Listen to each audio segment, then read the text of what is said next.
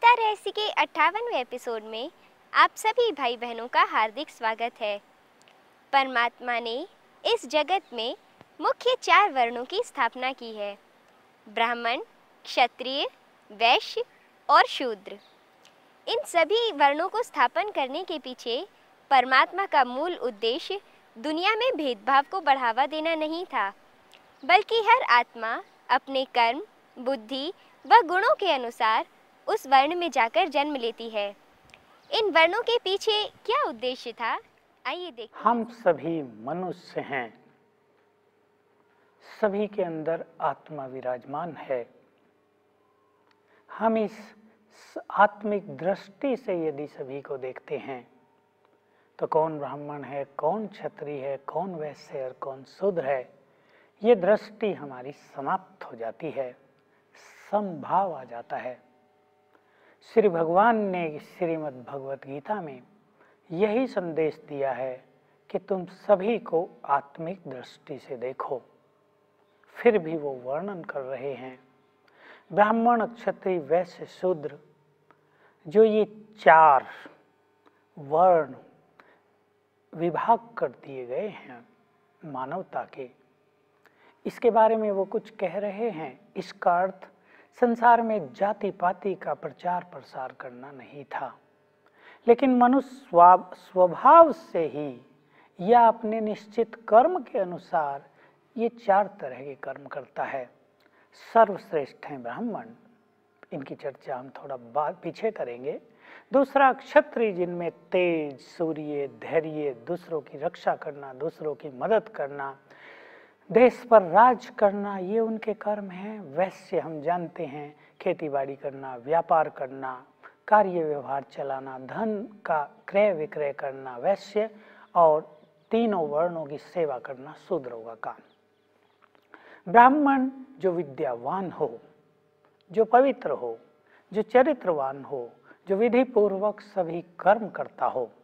वास्तव में आज के संसार में तो सभी लोग शूद्र बन चुके हैं।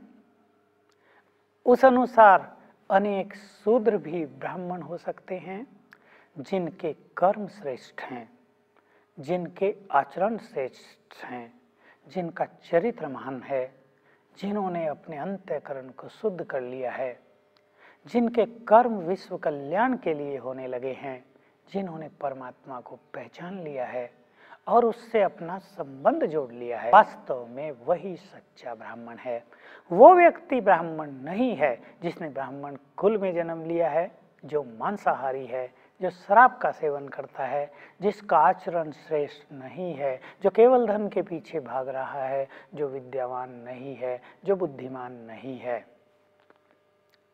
क्षत्रिय भी यदि दूसरों की रक्षा नहीं करता, यदि उसमें अहंकार आ गया है, यदि उसमें अपने पद और राज का बहुत ज्यादा अभिमान आ गया है, तो वो भी अपने कर्तव्यों का पालन नहीं कर सकता है। भगवान एक बहुत अच्छी बात कह रहे हैं यहाँ, अपना धर्म चाहे कैसा भी हो, उसका पालन करना ही श्रेष्ठ है, दूसरे के उस धर्म से जो देखने में अच्छा प्रतीत होता हो।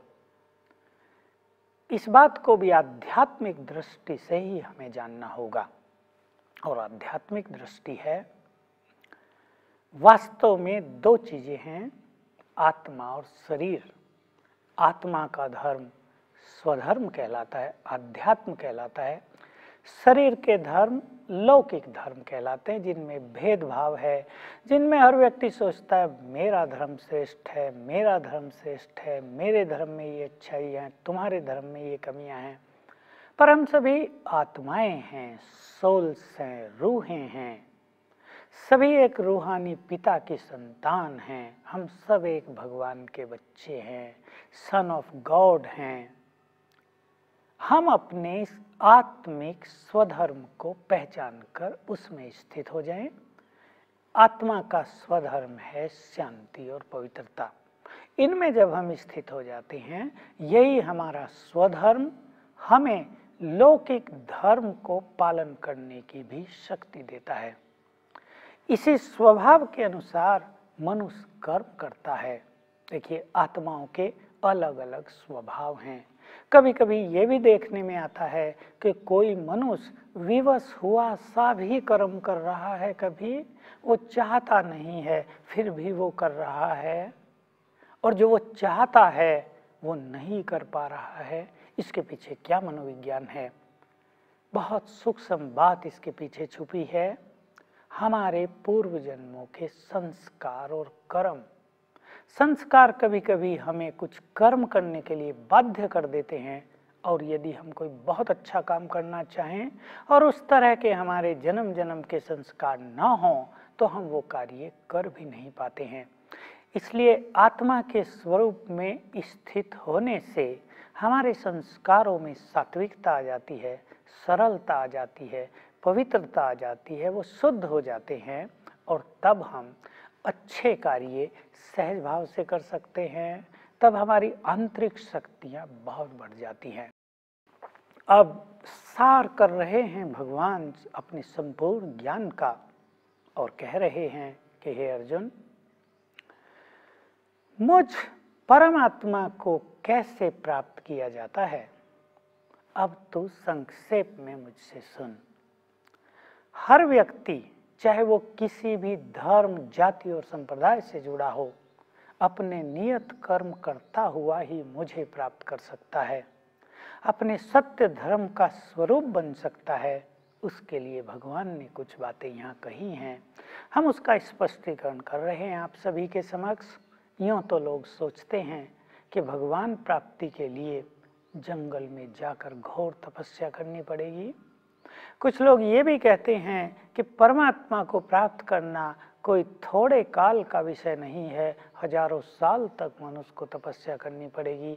प्राचीन काल में भी ऋषियों मुनियों ने हजारों वर्ष तक परमात्मा की तपस्या की, तब कहीं परमात्मा के दर्शन हुए। हम बात कर रहे हैं मिलन की। परमात्मा ने बात की है कि कौन मुझसे आकर मिल जाते हैं। दर्शन किया और लोप हो गए। भगवान हमारे सामने प्रकट हुए, हमने उनको कुछ क्षणों के लिए देखा, उसका सुख लिया और वो लोप हो गए। इससे हमारी जन्म जन्म की मिलन की प्यास तो नहीं बुझ पाएगी। हम बच्चे हैं और वो हमारा परमपिता है। जब तक दोनों का घनिष्ठता से मिलन न हो, जब तक दोनों इस संबंध में ओतप्रोत न हो जाएं, जब तक लगातार, जैसे बाप और बच्चे एक परिवार में रहते हैं, हमेशा रहते हैं, निरंतर रहते हैं, जब तक परमात्मा का मिलन हमारे साथ लंबे काल तक न हो, तब तक हम मनुष्य आत्माओं की मिलन की प्यास बुझती नहीं है। और ये भक्ति से नहीं होता है, क्योंकि भक्ति में अल्पकाल का दर्शन होता है केवल। ये होता है ज्ञान से, और ज्ञान भी तब दिया जाता है जब भगवान स्वयं इस धरा पर आते हैं। ये समय चल रहा है जबकि भगवान स्वयं अपने बच्चों से मिलने के लिए इस धरा पर आए हैं, जबकि निराकार परमात्मा स्वयं बोल रहा है, जबकि उस सागर का ज्ञान छलक रहा है, जबकि वो हम आत्माओं की जन्म जन्म की प्यास बुझाने के लिए हमारे सम्मुख उपस्थित हुआ है। वो इस धरा से अधर्म को नष्ट करने के लिए, सत्य धर्म की पुनः स्थापना करने के लिए पुनः प्रकट हुआ है, अवतरित हुआ है। तो भगवान श्रीमद् भगवत गीता में भी कह रहे हैं, जो मनुष्य सात्विक है, जो मनुष्य बुद्धिमान है, जिसकी धारणा शक्ति सात्विक है, जो एकांत में रमण करता है, जो सदा श्रेष्ठ चिंतन में रहता है, जिसने अपने कर्मेंद्रियों को जीत लिया है, जो निरंतर मेरी याद में मगन रहता है, बिल्कुल श्रद्धा और भावना से जो मेरे स्वरूप पर स्थिर रहता है, वही मुझे प्राप्त करता है। जिसने अपने चित्त को शुद्ध नहीं किया है, जो इंद्रियों के अधीन है, जो सांसारिक तृष्णाओं के पीछे भाग रहा है, जो इस संसार से ही बहुत कुछ पाना चाहता है, जिसके अंदर त्याग और वैराग्य नहीं है, वो मुझे प्राप्त नहीं कर सकता। जिसने ज्ञान युक्त वैराग्य जीवन में अपना लिया है, वही मेरी ओर बढ़ता है, वही मेरे समीप आता है। बड़ी सूक्ष्म चीजें हैं त्याग और वैराग्य, सात्विकता, शुद्धि, श्रेष्ठ अन्न, ये भी भगवान ने कहा है, जो सात्विक अन्न ग्रहण करता है, तामसिक भोजन का सदा के लिए त्याग कर देता है, जिसका भोजन और निद्रा बहुत यथार्थ है, अर्थात बैलेंस्ड है, न जो बहुत खाता है न वो जो बिल्कुल नहीं खाता, न वो व्यक्ति जो बहुत सोता है न वो व्यक्ति जो बिल्कुल नहीं सोता, जिसके जीवन में बैलेंस है, एक सुंदर संतुलन है, वो मेरे समीप आ जाता है, वो मुझे प्राप्त कर लेता है। त्याग और वैराग्य भी ज्ञान युक्त हो जाए। भगवान स्वयं आकर अपने से मिलने का मार्ग बताते हैं। जब वो आ ही जाता है तो उसका मिलन तो हो ही जाता है, लेकिन निरंतर बुद्धि से उसके साथ कैसे मिलन मनाया जाए, बुद्धि और मन से उसके साथ लंबे काल तक कैसे रहा जाए, इसका ज्ञान वो स्वयं ही आकर देते हैं।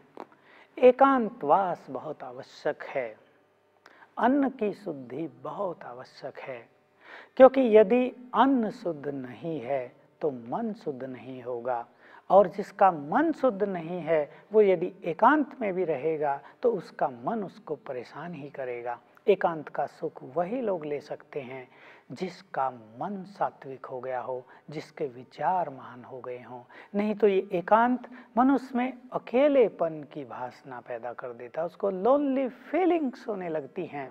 पर एकांत को वो व्यक्ति बहुत एंजॉय करता है जिसका मन शांत हो गया हो, जिसका मन शुद्ध होकर महान विचारों में रमण करता हो। ऐसा व्यक्ति जो मननशील है, जो ज्ञान का चिंतन करता है, ये बात भी भगवान ने जोड़ी है, परमात्मा के समीप पहुंच जाता है। क्यों? परमात्मा ज्ञान का सागर है, इसलिए जो ज्ञान युक्त होंगे वही उससे मिल सकेंगे। परमात्मा पवित्रता का सागर है, इसलिए जो पवित्र बनेंगे वही उससे मिलन का आनंद ले सकेंगे। परमात्मा प्यार का सागर है, इसलिए जो मनुष्य सभी आत्माओं के लिए अपने चित्त में प्यार पैदा कर लेंगे वही उनके प्यार के पात्र बन सकेंगे। जो तामसिक हैं, जो पापी हैं, वो चाहे भगवान उनके सामने क्यों न खड़ा हो, वो उसके समीप नहीं पहुंच पाएंगे। उनके पाप कर्म, उनकी तामसिकता, उनके चित्त की अशुद्धि उन्हें दूर करती रहेगी।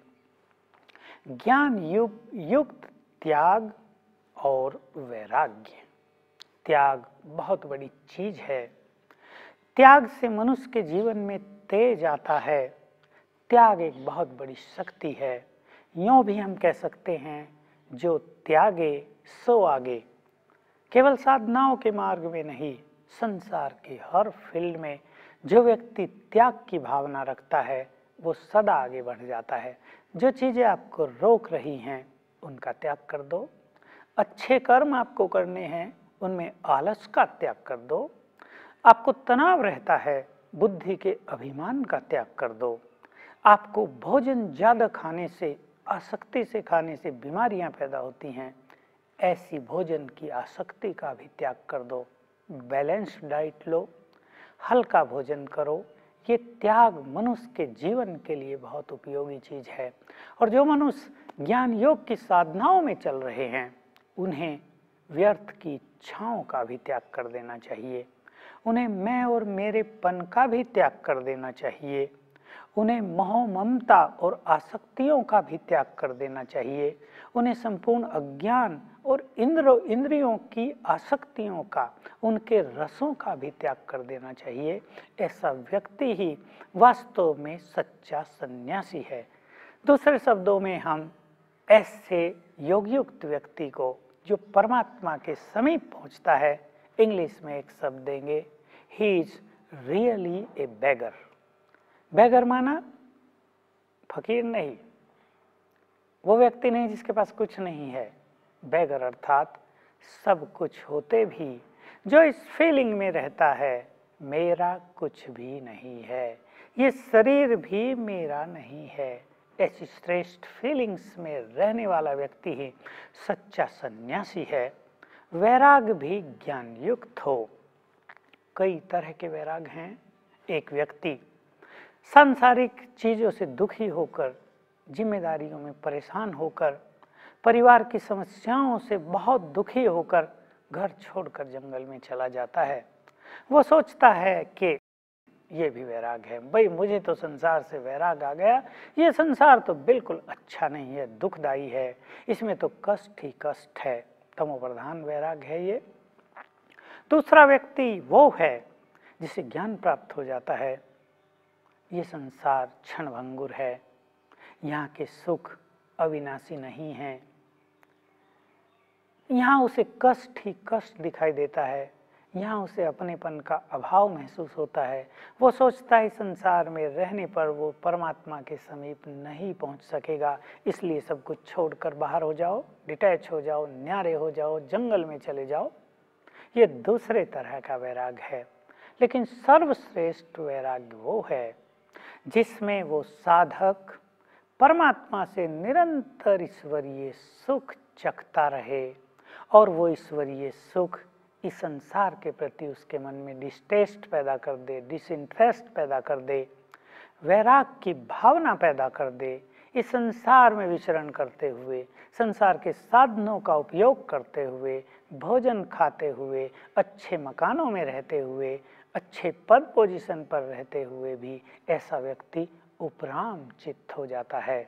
अर्थात इन सब में वो लिप्त नहीं रहता, वो केवल इनका उपयोग करता है, बाकी ये सब उसका उपयोग नहीं कर पाते हैं। ऐसा व्यक्ति ही परमात्मा के बहुत समीप पहुंच जाता है। क्या आप भी चाहेंगे परमात्मा के समीप पहुंचना, या आप सोचते हैं ये अपना काम नहीं है, अभी तो पढ़ना है, हम तो अभी छोटे हैं, युवा हैं, हम बूढ़े होंगे तब कर लेंगे। और जो बूढ़े हैं वो क्या सोचते हैं? वो बूढ़े हैं सोचते हैं अरे अब तो आयु बीत गई, अब क्या करेंगे, पहले से तो कुछ किया नहीं, अब तो हमारे संस्कार भी बड़े जटिल, कठिन, कठोर हो गए हैं, इनको बदलना, इन पुरानी आदतों को छोड़ना अब हमारे बस की बात नहीं है। और जब मनुष्य मृत्यु के समीप होता है तब तो वो कुछ भी नहीं कर पाता, न उसकी कर्मेंद्रियां उसे साथ देती हैं, न उसका मन उसके वश में होता है, न उसकी बुद्धि शक्तिशाली रह जाती है, सब कुछ छीन हो जाता है। इसलिए एक बुद्धिमान मनुष्य को सोचना चाहिए कि वर्तमान समय ही सुंदर समय है, वर्तमान समय ही सर्वश्रेष्ठ समय है। वैसे भी इस सृष्टि चक्र का वर्तमान समय, जिसको पुरुषोत्तम संगम युग कहते हैं, आत्मा और परमात्मा के मिलन का समय है। परमात्मा अपनी सभी आत्माओं का आह्वान कर रहे हैं कि हे आत्माओं, तुम लंबे काल से मेरे से बिछुड़कर बहुत दूर रही हो, जैसे तुम मुझसे मिलना चाहते थे, मैं भी तो तुम्हारा पिता हूँ, मेरे मन में भी तुमसे मिलने की उत्कंठा थी और उत्कंठा है। अब फिर से मेरे पास आ जाओ, मैं भी तुम्हारा आह्वान कर रहा हूँ, मैं तुम्हारा इंतजार कर रहा हूँ। क्या हम भगवान की आवाज़ पर ध्यान देंगे?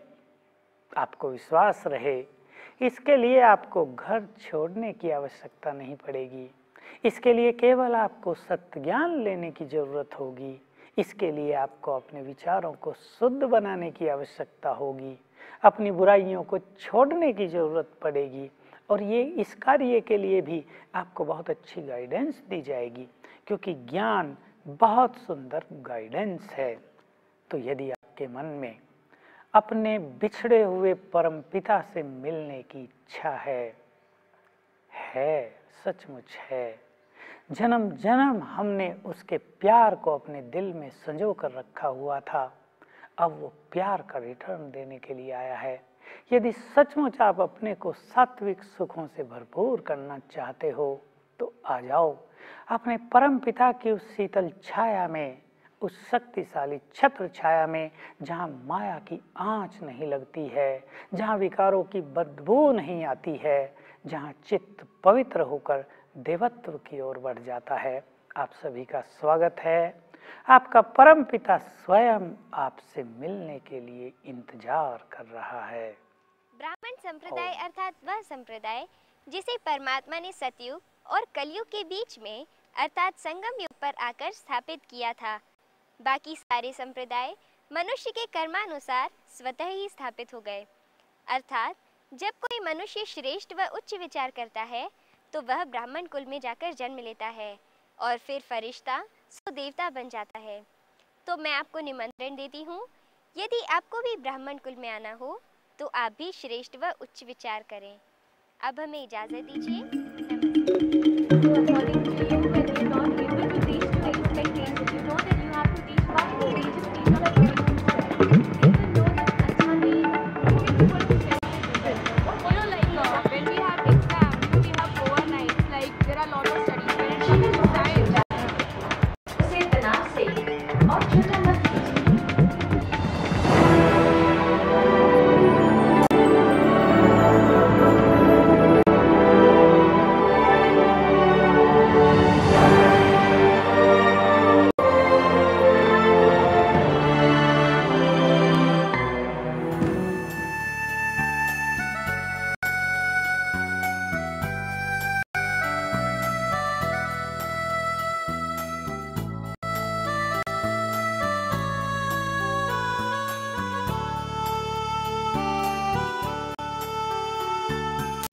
शिव की प्रीत ने सिखलाया, सबसे प्रीत निभाना, सबसे प्रीत निभाना। सारी दुनिया अपनी है, अब कोई नहीं बेगाना, सबसे प्रीत निभाना, सबसे सबसे प्रीत निभाना। शिव की प्रीत ने सिखलाया, सबसे प्रीत निभाना, सबसे प्रीत निभाना।